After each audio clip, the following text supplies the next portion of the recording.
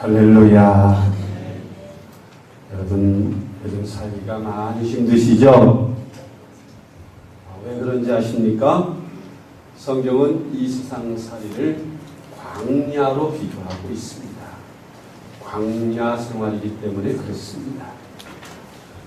성경적으로 우리의 삶을 해석한다면, 오늘날 우리 그리스도인들의 삶이 기름지고 축복되고 환난도 없는 그런 좋은 일만 있는 것이 아닌 어렵고 힘들고 고난이 있는 그런 삶을 살아간다고 하면 그것을 우리가 성경적으로 해석할 때에 광야 생활이라서 그렇다고 말씀드릴 수가 있는 것입니다.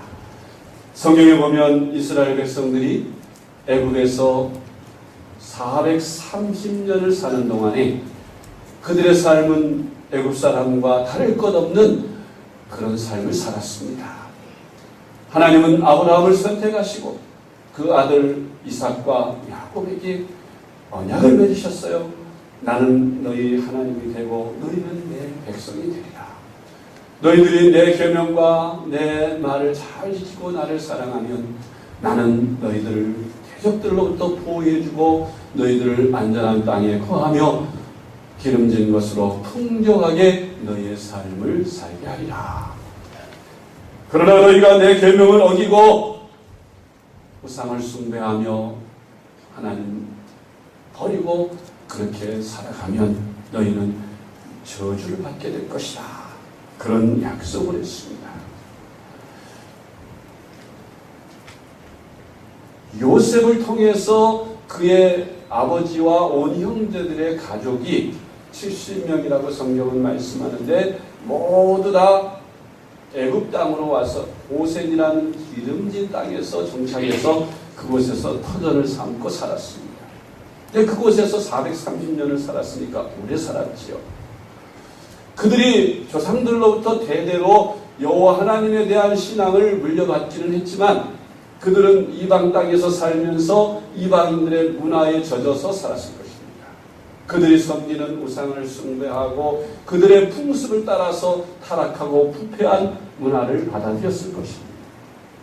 그런데 하나님께서는 이 이스라엘 백성들을 언제까지 애굽에 그냥 버려두시지 아니하시고 그들을 하나님의 백성으로서의 선민으로서의 역할을 사명을 감당케 하게 그들을 이끌어내시기로 작정하셨습니다. 그래서 그들에게 압제를 가하게 하셨고 요셉을 알지 못하는 바로 왕이 나서 그 이스라엘 백성들을 핍박을 가하였습니다.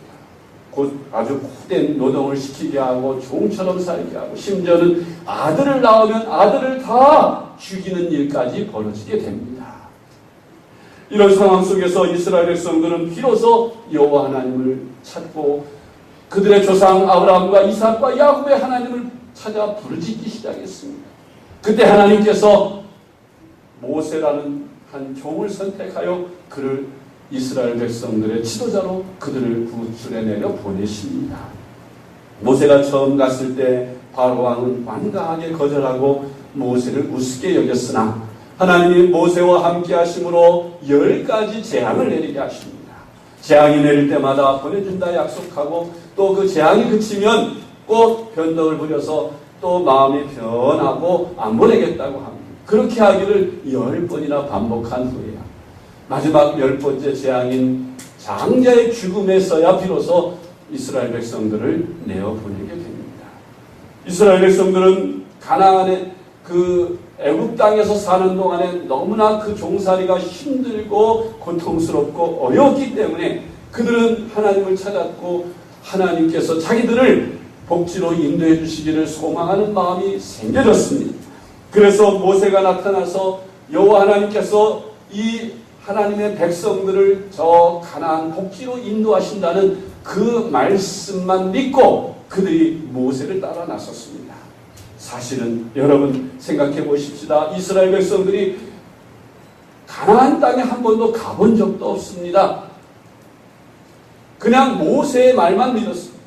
여호와 하나님께서 이스라엘 백성들을 우리 조상들이 살던 가나안 땅으로 이끌어내신다고 합니다. 그곳은 젖과 꿀이 흐르는 땅이고 철과 동이 나는 곳이고 그곳에는 정말 살기 좋은 풍요로운 그러한 곳이라는 그 말만 믿고 이제 모세를 따라 나서게 됩니다.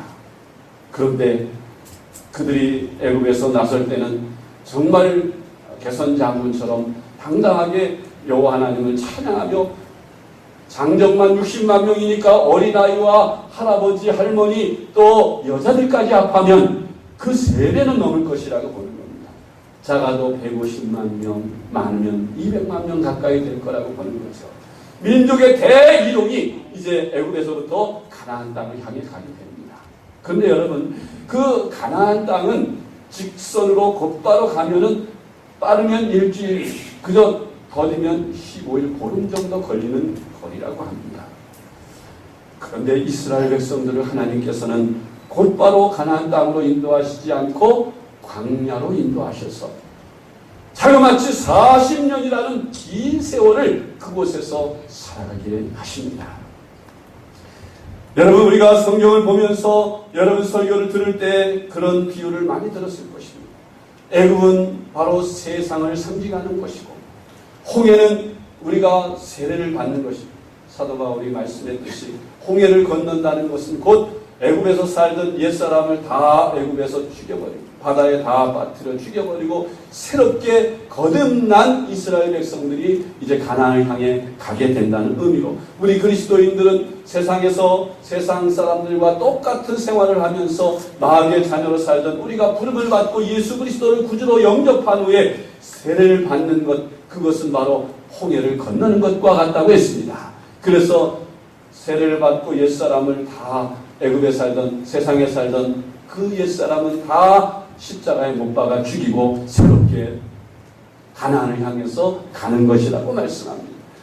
그리고 이스라엘 백성들의 광야 40년을 우리는 이 세상 삶이라고 성경은 가르칩니다. 이스라엘 백성들이 결국 가나안 땅에 도착하지만 그 가나안 땅에 가기까지 40년 동안을 하나님이 광야에서 머물게 하셨어요. 왜 그렇게 하셨을까요? 하나님이 능력이 없으셔서 그렇게 하셨겠습니까? 아니죠. 하나님은 얼마든지 이스라엘 백성들을 바로의 그 강팍한 마음을 깨뜨리고 그 강한 군사력을 무너뜨리고 애굽에서 해방시킨 하나님이 그 가나안 땅에 못 들어가게 하실 일이 없으십니다. 그런데 하나님께서 왜 이스라엘 백성들을 광야라고 하는 곳에서 40년을 머물게 하셨을까요?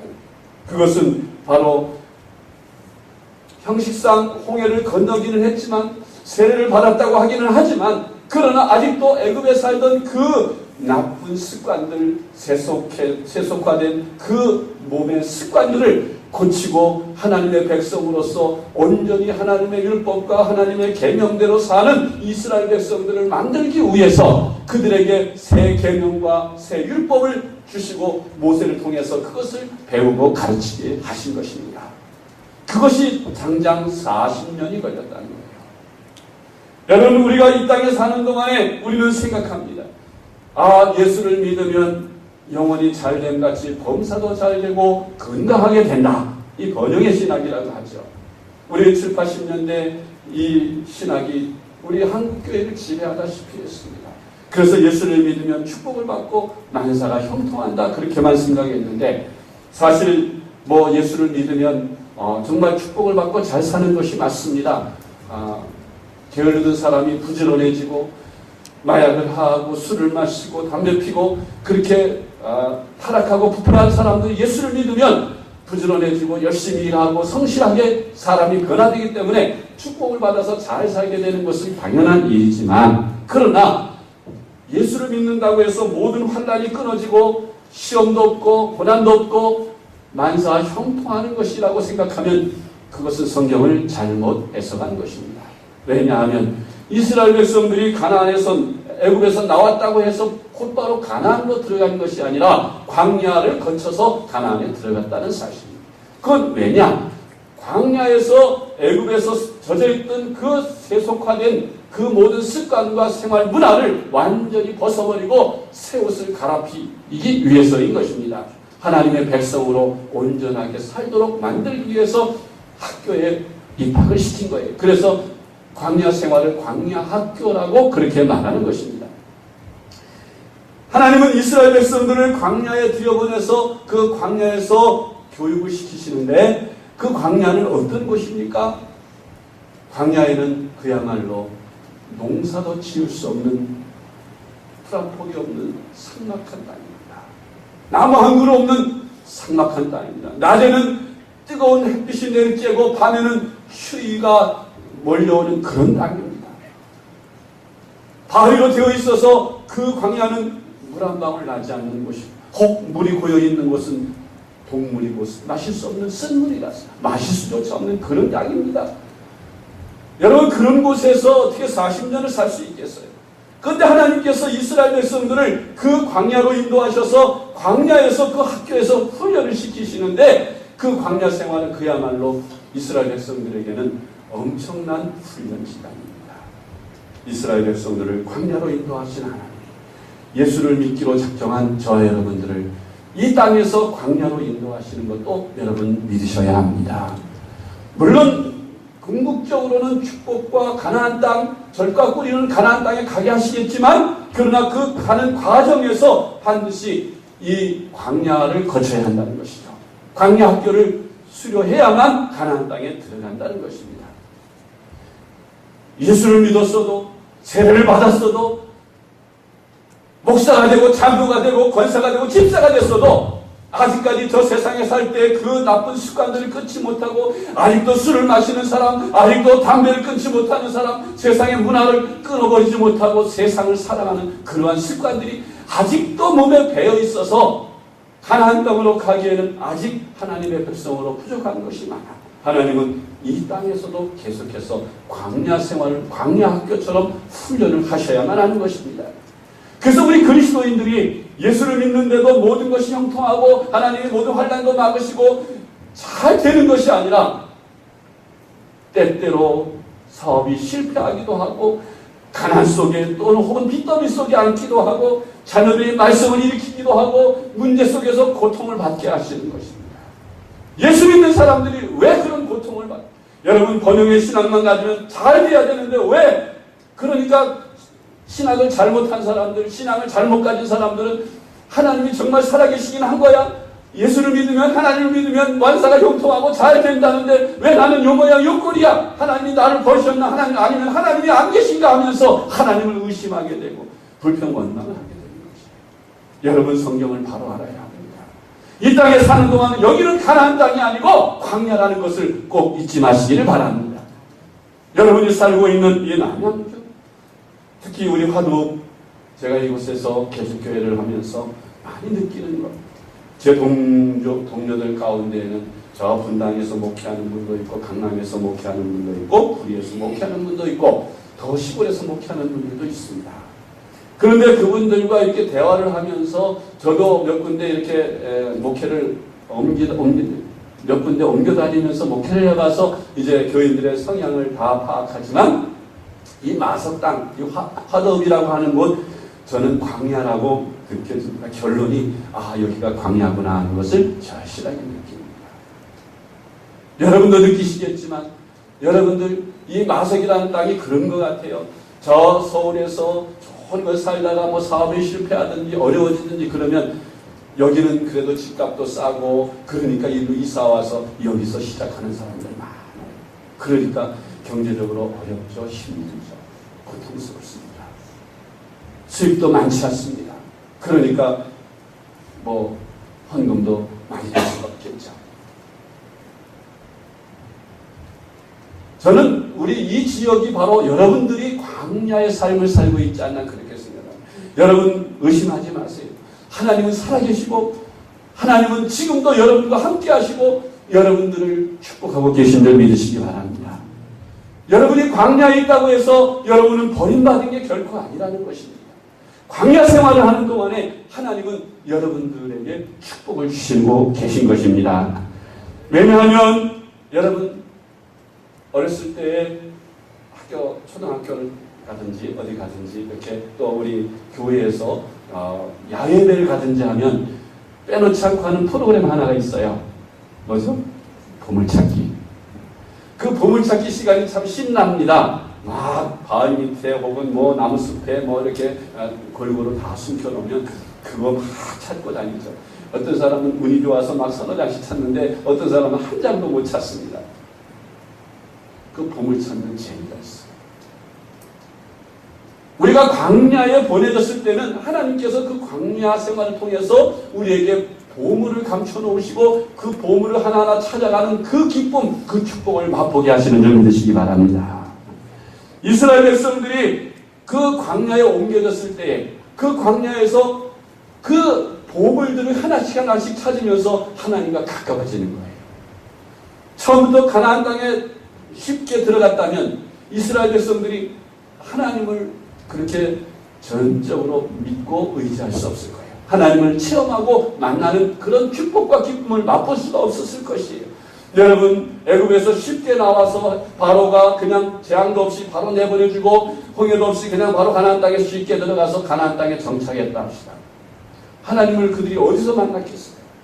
그런데 그들은 여기까지 재앙을 통해서 하나님의 살아계심과 역사하심을 체험했고 홍해가 갈라지는 체험을 했고 그들은 반석에서 샘물나는 체험을 했고 쓴물이 달게 되는 체험을 하고 반석에서 샘물 나는 체험을 하고 만나면 쥐라기를 먹는 체험을 했고 구름 기둥과 불 기둥을 체험했고 하나님의 살아계셔서 자기들과 함께 하시는 체험을 어디서 했다고요? 광야에서 했습니다. 가나안 땅에서 한 것이 아니라 광야에서 했어요.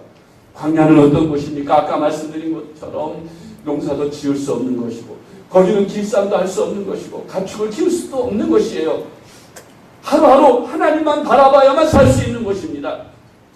그런데 여러분, 그 광야에서 하나님이 광야 학교에 입학시킨 이스라엘 백성들 한 끼라도 굶주리게 하셨습니까? 아니죠. 하나님은 매일매일 그들에게 하늘에서 만나라고 하는 음식을 내려주셨어요. 이틀치도 아닙니다. 하루치만 많이 거뒀다가 다 썩었죠. 욕심도 부리지 말라고 했어요. 하나님이 그날을 하나님이 인도하시죠. 광야 생활에서는 내일을 염려할 필요가 없는 것입니다. 오늘의 양식이 있으면 그것으로 감사하면서 족하게 사시기를 바랍니다. 훈련 중에 있는 사람들은 하나님이 다 책임지시니까 걱정할 필요 없어요. 여러분들이 처해진 그 광야 사업의 실패를 통해서나 혹은 자녀들의 문제나 또 가정의 여러 가지 건강 문제나 세상 문제로 인해서 여러분이 고난을 받고 있다고 생각하면 내일을 염려하지 마십시오. 그날 하나님께서 여러분들에게 훈련을 통해서 여러분들에게 알게 하시고자 하는 가르침이 있습니다. 그것을 깨달으면서 보물을 찾는 기쁨으로 한 가지 얻어가면 되는 것입니다. 그것이 축복이고 그것이 은혜인 것입니다. 이 광야 생활을 통해서 여러분들이 육적으로는 많이 힘들고 어려울지라도 그러나 하나님께서 영적으로 더욱 영안을 활짝 열어주시며 애굽에 있을 때 보지 못하던 하나님, 애굽에 있을 때 체험하지 못하던 하나님, 그 하나님을 광야에서 만나게 하시고 체험케 하시는 줄 믿으십시오.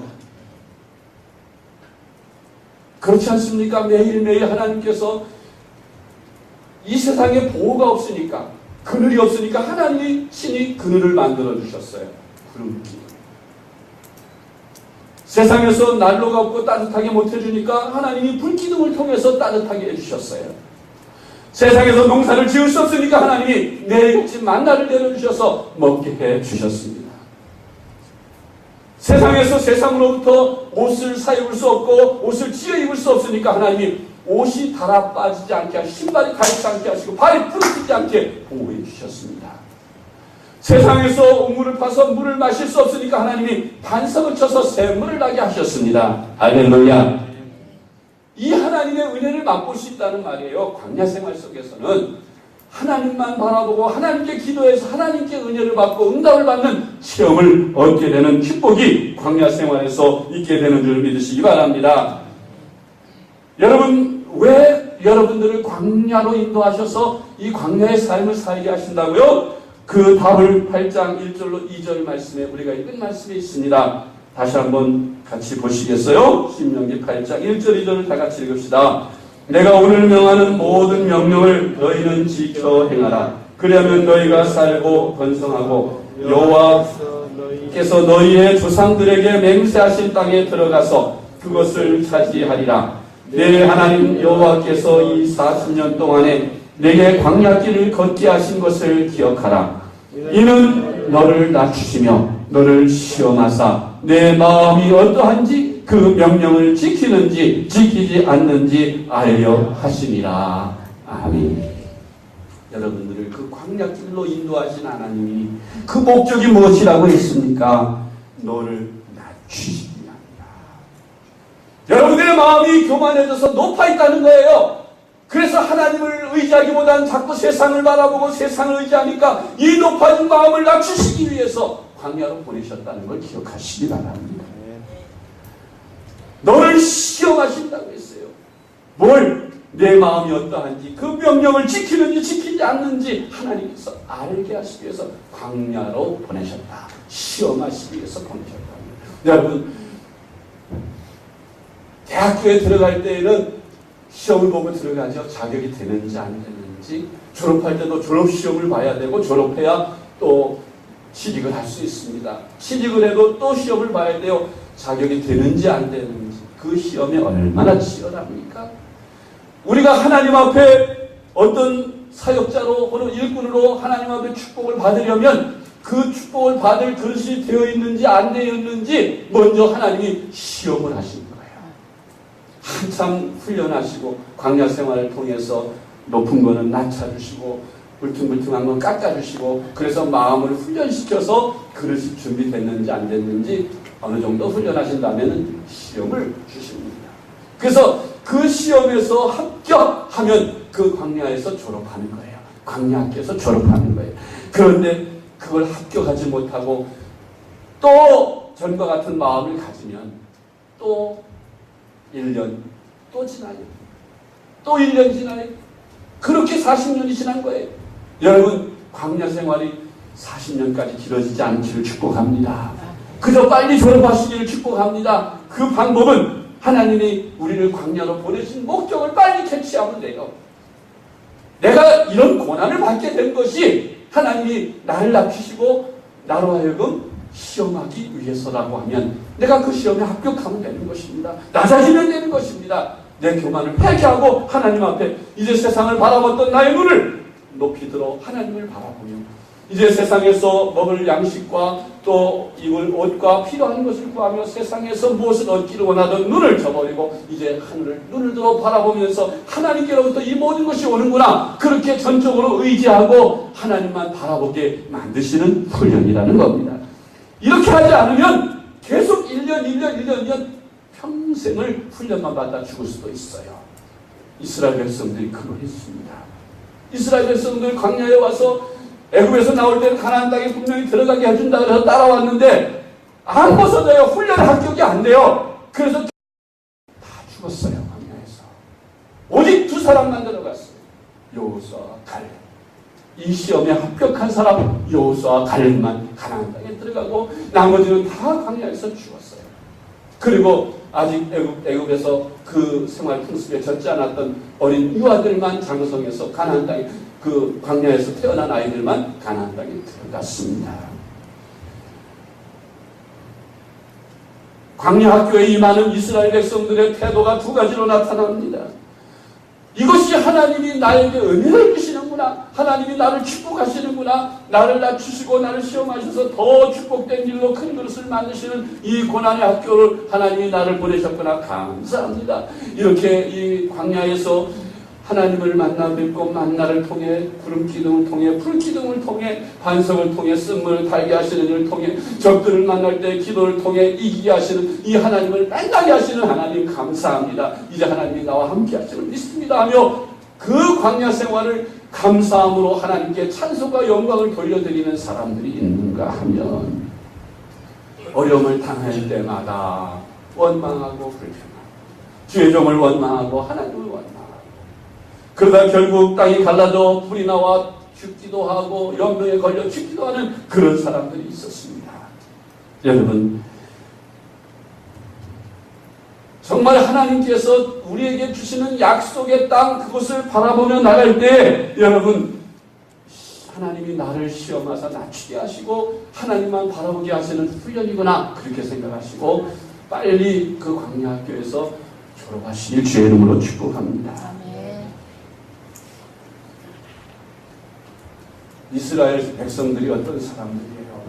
우리가 성경을 보면 저 이스라엘 백성들이 참 믿음도 없고 못된 사람들이다. 그렇게 나는 성경을 보면서 많이 비판했거든요. 애굽에서 나올 때도 10가지 재앙이나 두 눈으로 목격한 사람들이에요. 홍해가 갈라지는 걸 눈으로 목격하고 그 기적의 땅으로 건너온 사람이에요. 낮에는 구름 기둥이, 밤에는 불 기둥이 자기들과 함께 하시고 매일매일 먹고 마시는 이 만나까지도 기적의 생물을 먹고 마시면서도 늘 불평, 원망, 어려움만 당하면 하나님을 원망하는 이스라엘 백성들 어떻게 저럴 수가 있지 그랬는데 내가 바로 그렇더라. 내가 이스라엘 백성들이다. 원래 우리 인간들이 바로 이스라엘 백성들과 같이 마음이 강팍하고 하나님께서 그렇게 기사와 표적과 능력들은 많이 체험케 하시고 보여주는데도 조금 지나면 어려운 일 당하면 또 하나님 원망하고 하나님 원망하는 그런 어리석은 모습들을 우리가 발견하게 되는 것입니다. 여러분, 예수를 믿는 우리들은 원망과 불평을 버려야 합니다. 원망과 불평 대신에 하나님 앞에 감사해야 합니다. 찬양해야 합니다. 여호수아 갈렙이 그렇게 했지 않습니까? 하나님을 신뢰하고 하나님을 따랐더니 하나님께서 그들에게 은혜를 주시고 가나안 땅에 들어가는 축복을 주셨습니다. 하나님은 하나님의 자녀들인 우리를 광야라는 학교에서 훈련시키기 원하시고 그 훈련을 잘 받으면 하나님이 광야의 생활을 축복으로 바꿔주십니다. 어떤 사람은 광야 학교가 그들의 인생을 망쳐버리고 죽음의 길을 가는 실패의 학교가 될 수도 있고 어떤 사람에게는 그 광야 학교가 축복으로 가는 축복의 통로가 될 수 있는 줄 믿습니다. 여러분, 우리는 광야가 하나님을 만나는 축복의 광야가 되기를 바랍니다. 네 하나님 여호와께서 이 40년 동안에 너로 광야의 길을 걷게 하신 것을 기억하라. 이는 너를 낮추시며 너를 시험하사 내 마음이 어떠한지 그 명령을 지키는지 아니 지키는지 알려 하십니다. 낮추신다. 겸손하게 만드신다는 겁니다. 진정한 하나님의 사람은 온유하고 겸손하며 자기를 낮추는 사람이 우리 예수님께서 말씀하셨지 않습니까? 하늘나라는 이 어린아이와 같이 자기를 낮추는 자, 겸손한 자의 것이라고 말씀했습니다. 광야 학교에 설린 목적이 우리를 시험하시기 위함입니다. 여러분, 이 남양주 화도 여러분이 살고 있는 이곳이 광야 학교라고 생각하시고 이곳에서 여러분 다 학교 가셔서 이 광야와 같은 메마른 땅이 축복의 땅이 되길 주님의 이름으로 축복합니다. 제가 지난번에 중국에 갔을 때 그 이야기는 먼저 시간에 말씀 소개해드렸는데 그 저주의 땅 섬 그곳이 예수 믿는 사람들을 유배시켜서 그곳을 저주의 땅으로 보냈는데 예수 믿는 사람들이 가니까 그 저주의 땅이 축복의 땅으로 바뀌어졌다는 게 있지 않습니까? 여러분, 우리 예수 믿는 사람들이 광야로 보내지지만 그 광야에서 훈련을 잘 받아서 낮아지고 겸손해지고 온유해지고 하나님이 쓰시기에 합당한 그런 그릇으로 잘 만들어지면 그때 하나님이 축복을 쏟아부어 주십니다. 그래서 하나님이 귀하게 쓰시는 하나님의 일꾼으로 사용하십니다.